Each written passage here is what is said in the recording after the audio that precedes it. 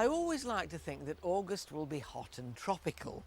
Well, sometimes it lets you down with a bit of grey sky. Never mind.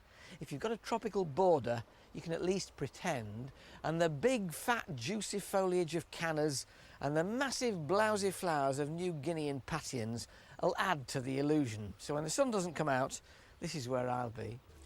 In my own garden, there's a great feeling of plenty, as the weeks and months of work and weather are yielding flowers and seeds and shoots that are ripe for taking cuttings, like those plants I love to put the boot in.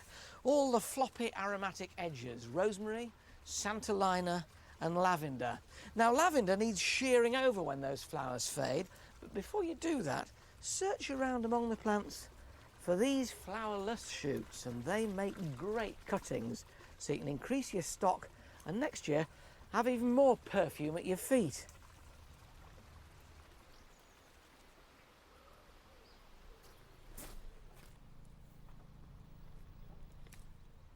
There we are, a dozen potentially new edging plants. All you need to do is know how to take them. These are semi-ripe cuttings at this time of year. The wood is just beginning to harden. There's no easier time to take cuttings. Just peel off those lower leaves by running your hand down like that, and then just underneath a leaf joint, make a cut. There you have one cutting. The technique is the same with the others. Strip off those lower leaves and then spot a joint, make your cut below it. The greatest concentration of root forming initials is always just at a leaf joint. That's why you make your cut there. They don't need hormone rooting powder to root, but they do like a bit of bottom heat. So if you can get one of those little trays that plugs into a socket in your kitchen and sit this tray on top of it, that will really speed them up. The compost is just ordinary cuttings compost with a bit of sharp sand added, and I'm going to dib a hole in the compost and insert the cutting as far as its bare length of stem goes. And you can space them about 1.5 inches apart. The fragrances are all different. Lavender reminds you of your granny's wardrobe. Rosemary reminds you of roast lamb. And santolina, vapour rub.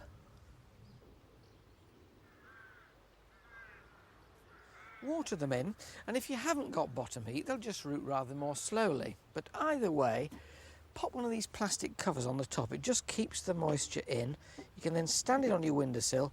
When they start growing away, that's a fairly good sign that they're rooted. Pinch out the tops, stand them outdoors to harden them off a bit, and they can be planted out in the garden next spring. These are plants that really can put up with harsh, dry conditions. You need something special though when what you've got is a wind problem.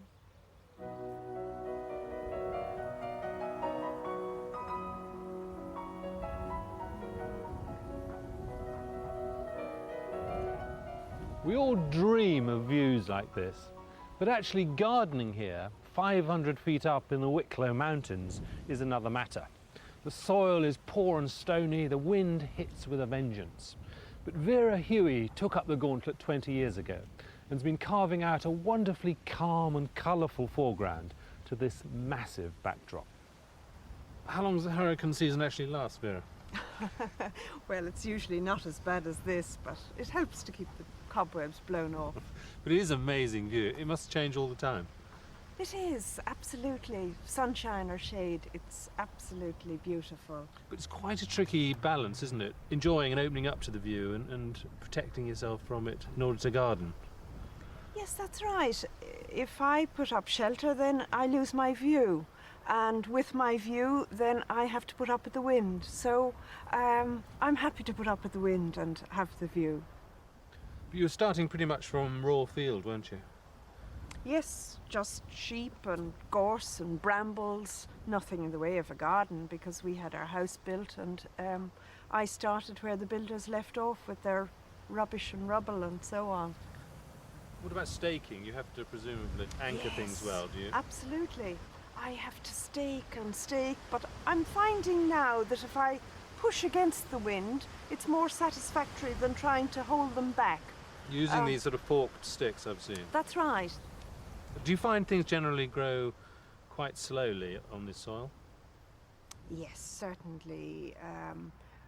Because it's so exposed, things took a long time to get established. And I was advised to put things in small so as that they got well rooted to stand up to the wind. So I suppose for about the first 10 years or so, it was quite a struggle. But then they settle down and do quite well.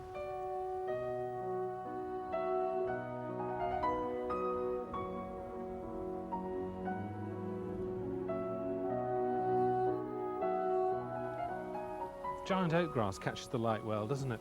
Absolutely super. I think of all the grasses, that Stipa gigantea is my favourite. And wonderful in the wind. I don't suppose the wind's got many advantages, but No, I can't say too much good for the wind, but certainly something like that looks very handsome on a corner.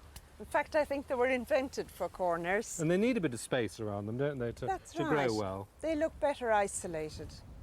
And poppies are very much a feature, aren't they, here? Yes, I love the poppies. Especially the fairy winged sorts. And, Yes, because you get such a wonderful variety of colour. and you never know what's going to pop up where. That's right, And yes. so they make some wonderful mixtures. I love the red next to the phormium over there. Well, I think that's the nice thing about them, because you get colour combinations that I think you'd never think up otherwise. Yeah.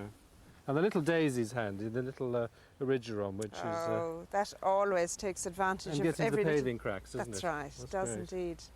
And the verbascums, too, you've got everywhere. I love the verbascums, but I've tried this year pinching out the top so as that I got more of a branchy effect, and I think it stands up to the wind better than something that grows very tall. Well, that's a good idea. When would you do that? Oh, you know, just at this stage when they're beginning to form buds.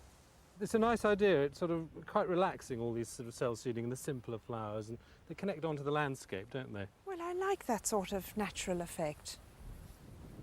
Some of your most intriguing colours are among the roses. That's right. I think I like chasing out the unusual. What's this good red on the corner? Oh, that's red sunblaze. Is that a patio rose? Well, I've grown it from a cutting, so I think it's taller than a patio rose. Right. And what about these Oh, very weird brown ones? I think they're fantastic. Iris web, and look at this ginger nut. I think it's an absolute gem. That's super. And great with this cloud of Phygelius. You've turned into a real plantsman, haven't you, over these 20 years? Did you know what you were in for when you started? Well, no, not really. It's grown on me, but I can't imagine life without the garden, and I think the rewards are tenfold for whatever little effort I put in. You know, your garden can reward you tenfold, but sometimes things just take a bit of time. Others take time and money, but here's Ivan Hicks with a shortcut in this week's Garden Cuttings. Tree ferns are amongst the planet's oldest plants. They really are Jurassic. Strangely, spookily, rightly, these plants are seriously fashionable and seriously expensive because they're very slow growing. But here's a way to grow a tree fern just like magic. First of all, you need a tube. Any tube will do, but these plastic drain pipes are perfect. The smooth one like this will need some chicken wire wrapped around it to give the compost mix something to stick to. The rib one, on the other hand, is even easier. All it needs is a coat of PVA to give the compost something to stick to. Now I'm going to make our special compost mix. You need 4 parts compost, 1 of sand and 1 of cement. I then use some PVA in the water to bind it all together. Then it just needs a good mix, making a nice sloppy consistency. Now this is when the real fun starts. This is mud pie time. It's just a question of slopping it on. There's no other technique that you need to do.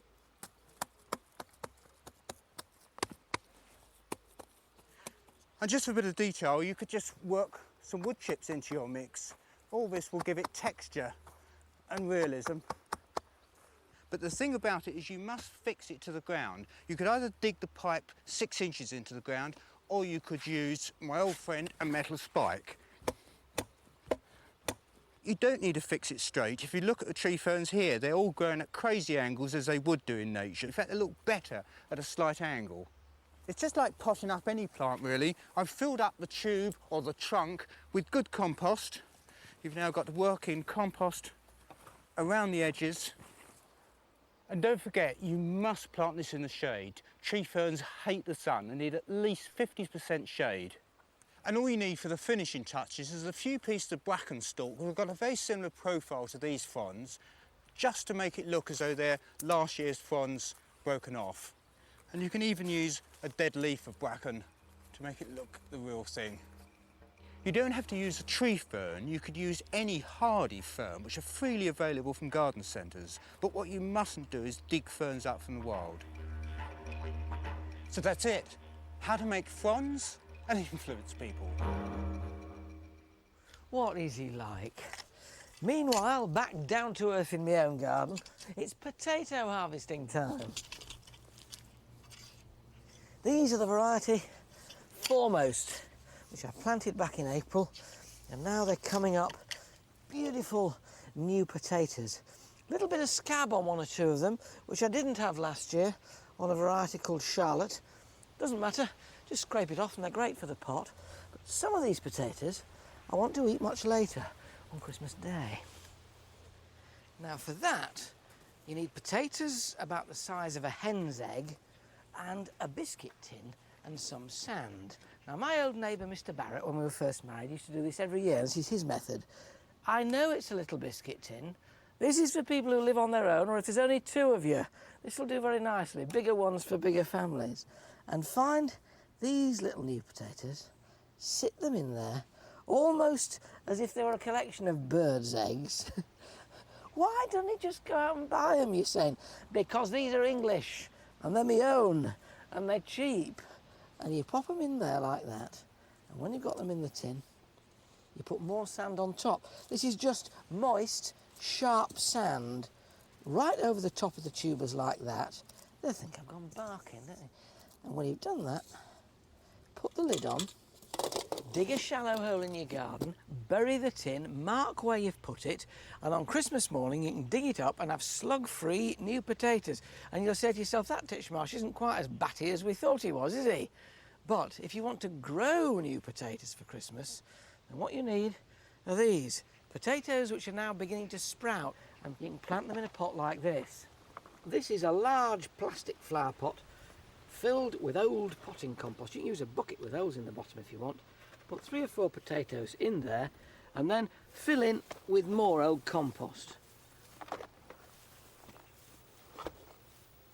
Stop filling when you've covered them with about 1 inch of compost, water them in, and then as their shoots start to grow, feed on more compost, the equivalent of earthing up. They can stay outdoors until it starts to get a bit chilly come October, then take them into a cool greenhouse or a porch and tip them out on Christmas morning for growing spuds. I don't offer guarantees, but I tell you, it's a fun way of finding out. There are times when you look at your garden and you think, this place has cost me hundreds. But at this time of year, harvesting time, it can save you hundreds if you just keep your eyes open. Because all the plants you bought at the garden centre are as nothing compared with the plants that your garden's about to give you back. Just look at this foxglove spike here. It's run to seed.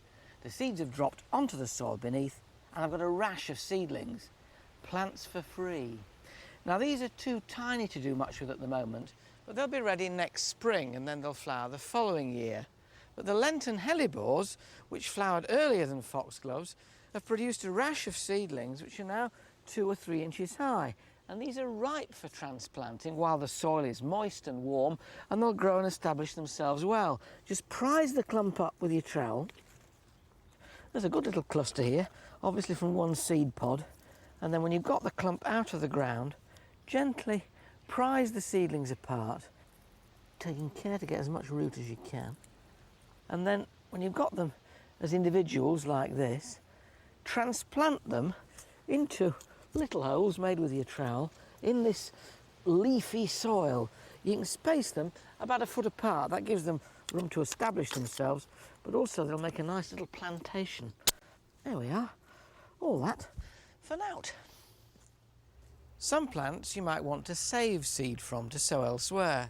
One seed capsule of the opium poppy contains thousands of seeds. This is love in a mist, or when it becomes the seed pod, devil in a bush. If you're going on holiday and you're worried that you might miss these, snip them off now with a pair of secateurs, taking as many pods as you think you're going to need. Each one again will have hundreds of seeds in it, and while they're green, slip them into an envelope, hang that up quite loosely in your shed or garage. They'll dry off and any seeds will be caught in the bottom. Other seeds, like these of Jacob's Ladder, are already ripe and ready for storing. There we are. Every seed a plant, or as my dad used to say, every egg a bird. And what you need to do with them now is to put them into envelopes and seal those envelopes in an airtight container in the fridge. That way they'll last a long while. But there is a kind of deluxe method that Alan Blacklock of Durham has worked out. Little cardboard tubes, plastic tops on, and if you fold your piece of paper before you sprinkle your seeds, they will tip neatly into there. Seal the top with another bit of plastic. It's like a mini tube of Smarties.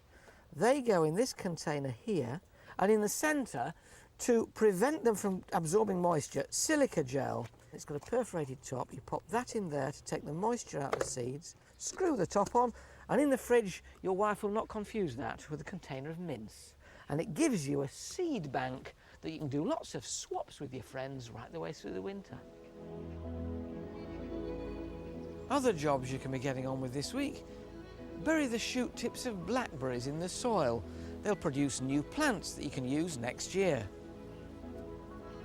Start watering dormant cyclamen in pots.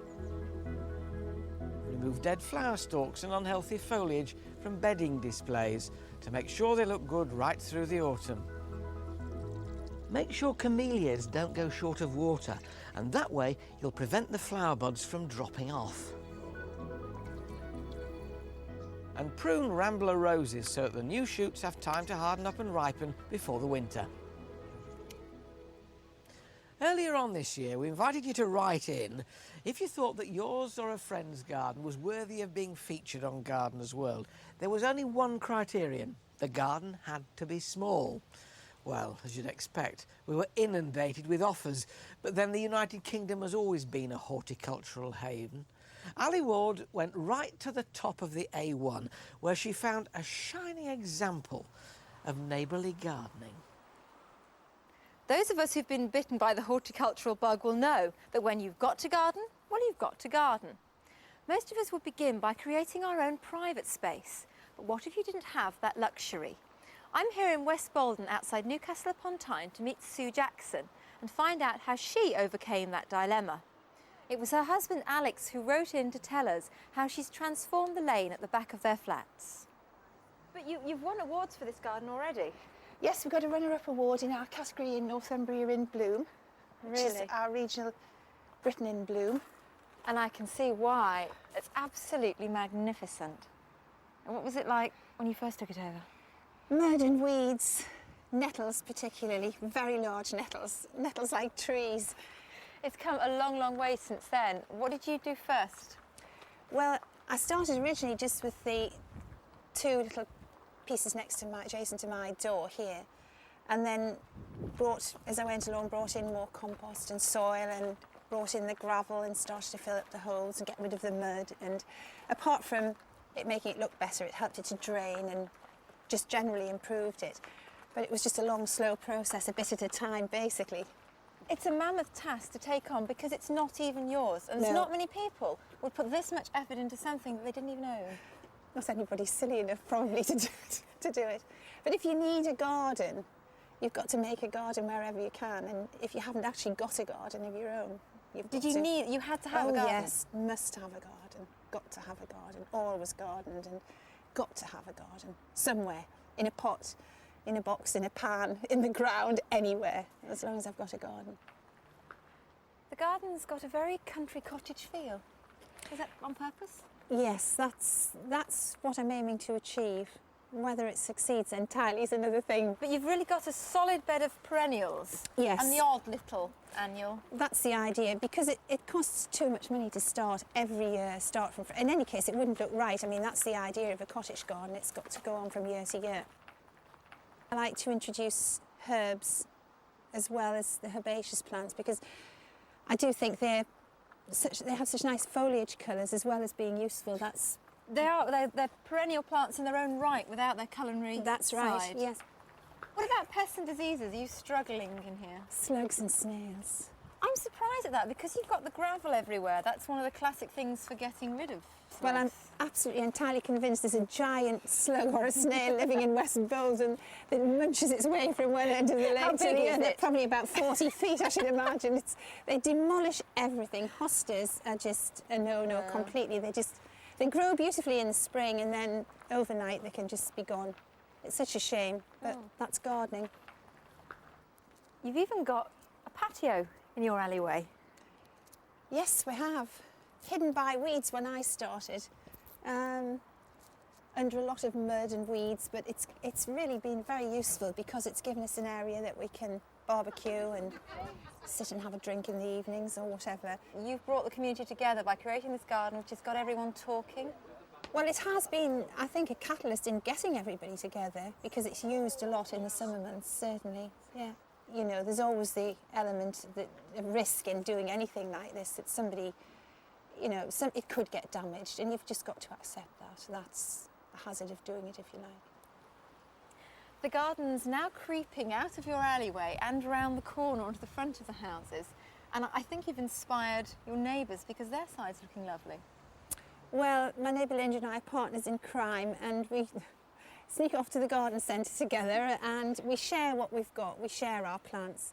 I think the irony about your garden is the fact that you can't see it from your flat, which is on the first floor. No, can't. I'm the only one who can't see it at all. I can't see the lane and I can't see this or the front garden, not from the flat. Do you mind? Not really, because I spend a lot of time out here anyway. And the most important thing is, I feel, apart from the enjoyment that I get from it, is to inspire other people to have a go, because if you can make a garden here, you can make a garden anywhere. Whatever the weather, enjoy your garden. Ta-da.